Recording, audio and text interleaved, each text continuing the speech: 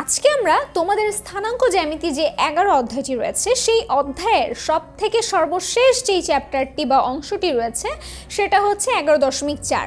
11.4-এ আমরা কি নিয়ে আলোচনা করব? 11.4-এ আমরা আলোচনা করব মূলত সরল রেখার সমীকরণ নিয়ে। আমরা 11.1-এ দেখেছি দুটি বিন্দুর মধ্যবর্তী দূরত্ব নির্ণয়ের যেই ম্যাথগুলো ছিল সেগুলো। 11.2-তে আমরা দেখেছি ত্রিভুজ ক্ষেত্র এবং চতুর্ভুজ ক্ষেত্রের ক্ষেত্রফল কিভাবে আমরা স্থানাঙ্ক ব্যবস্থার মাধ্যমে নির্ণয় করতে পারি। 11.3-এ আমরা দেখেছি সরলরেখার ঢাল কিভাবে নির্ণয় করতে হয় এবং এই প্লেলিস্টে আমরা মূলত দেখব যে সরলরেখার সাধারণ যে সমীকরণ বা সরলরেখার সমীকরণ আমরা কিভাবে নির্ণয় করতে পারি। প্রথমেই আসো আমরা জেনে নিই যে সরলরেখার সাধারণ সমীকরণটা আসলে কি। সরলরেখার সাধারণ সমীকরণ হচ্ছে y হচ্ছে mx প্লাস c। এটা হচ্ছে যে কোনো সরলরেখার জন্য সাধারণ সমীকরণ। এখানে y কি? y হচ্ছে তোমার যে সরলরেখাটি থাকবে সেই সরলরেখার y অংশের যে পরিমাণটা সেটা, m হচ্ছে তোমার ঢাল, m হচ্ছে সরলরেখাটার ঢাল, তার মানে সরলরেখাটি x অক্ষের সাথে ধনাত্মক দিকে যেই কোণটা উৎপন্ন করে সেটা হচ্ছে আমার ঢাল, x হচ্ছে সরলরেখাটার ভুজের পরিমাণ এবং c-টা হচ্ছে y অক্ষের ছেদক। মানে হচ্ছে সরলরেখাটা x অক্ষের সাথে কোণ তো উৎপন্ন করে, তাই না? সেটা তো ঢাল। আর সিটা হচ্ছে যে সরলরেখাটা y অক্ষ থেকে কতটুকু অংশ ছেদ করে নিচ্ছে বা কতটুকু কর্তন করছে সেটা হচ্ছে আমার এই y অক্ষের ছেদক, সেটা হচ্ছে সি। আসো একটা চিত্র দিয়ে আমরা একটু বোঝার চেষ্টা করি যে ব্যাপারটা কি ঘটে আসলে। ধরো এটা হচ্ছে আমার x অক্ষ, এটা x অক্ষ, এটা y অক্ষ, তাই না? আচ্ছা, এবং মূলবিন্দু হচ্ছে আমার কোনটা? এটা।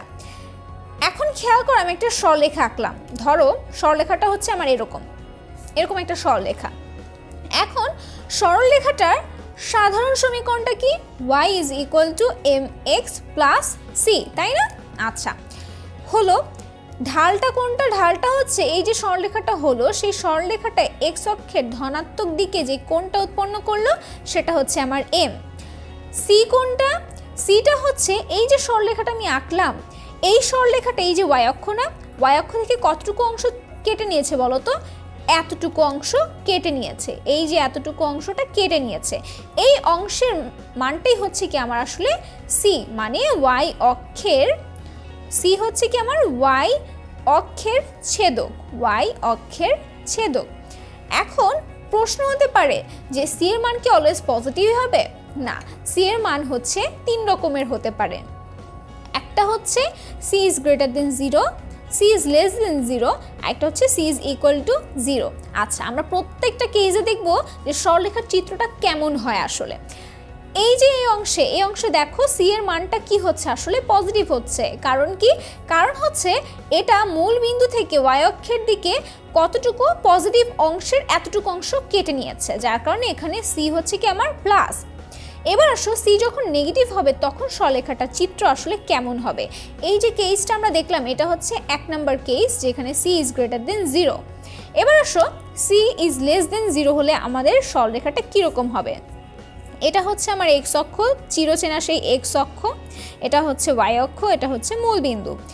যখন তোমার সি ইজ লেস দেন 0 হবে মানে কি? 0 থেকে ছোট, অর্থাৎ y এর যে নেগেটিভ ভ্যালুগুলো সেগুলো হবে। সো সেই ক্ষেত্রে ধরো একটা সরলরেখা আমি আঁকলাম, এই একটা সরলরেখা, ঠিক আছে? এই সরলরেখাটার ঢাল কতটুকু হবে বলো তো? এই যে এতটুকু হবে ওর ঢাল, ঠিক আছে? আর ওর ছেদকটা কতটুকু হবে? ওর ছেদকটা হবে হচ্ছে এই যে সেই ঋণাত্মক দিকে এতটুকু অংশ কেটে নিয়েছে না, এটা কি মাইনাস সি না? তাহলে এই সরলরেখার সমীকরণ আমরা বলতে পারি হচ্ছে y is equal to mx minus c, যেখানে সি এর ভ্যালুটা কি? Less than 0।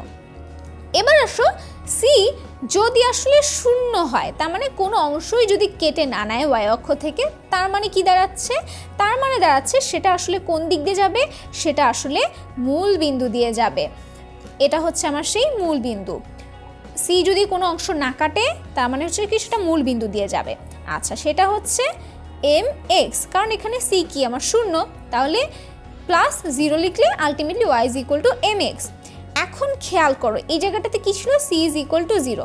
এই যে আমরা সমীকরণটা পেলাম যে y is equal to mx, এটাকে আমরা একটা ডিফারেন্ট নামে ডাকি সেটা হচ্ছে মূল বিন্দুগামী সরলরেখার সমীকরণ, যেখানে কি সি আসলে 0 হয়। তোমাদের এমসিকিউতে এরকম কোশ্চেন দিতে পারে যে মূল বিন্দুগামী সরলরেখার সমীকরণ নির্ণয় করো, অথবা বলে দিল যে একটা সরলরেখা হচ্ছে মূল বিন্দুগামী, এর ঢাল হচ্ছে 5 একক। তখন আমরা আগেই জানি কি এম হচ্ছে আমার ঢাল, এবং সেটা যদি মূল বিন্দুগামী হয় তাহলে সেই সরলরেখার সমীকরণ হয় mx, আর ঢাল আমার বলে দিয়েছে 5, সো আলটিমেটলি সরলরেখার সমীকরণ কি হবে, 5x হবে, তাই না? খুবই সহজ।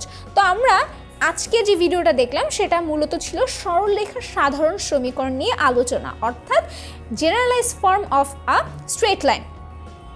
যে কোনো সরলরেখার সমীকরণ হবে হচ্ছে y is equal to mx plus c, যেখানে c এর মানের ভ্যারিয়েশনের উপর ডিপেন্ড করে আমি 3 টাইপের সরলরেখা পাচ্ছি। আশা করছি তোমরা এই ভিডিওটা দ্বারা অনেক উপকৃত হয়েছো।